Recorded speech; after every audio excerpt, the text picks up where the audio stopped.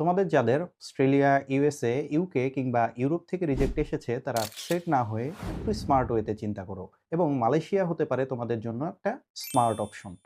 Australia যদি তোমার main target হয় দেন মালয়েশিয়াতে অস্ট্রেলিয়ান ইউনিভার্সিটিগুলোর branch campus like Monash University, Curtin University, University of Wollongong বা সুইনবার্নকে তোমরা চুজ করতে পারো। ইউএসএ, কানাডা, ইউকে যদি তোমার টার্গেট হয়ে থাকে তাহলে ইনটি, এশিয়া প্যাসিফিক, টেইলর্স বা সেগিট ডিল ট্রান্সফার প্রোগ্রামে তোমরা চলে যেতে পারো। মালয়েশিয়া থেকে credit transfer success rate is very high.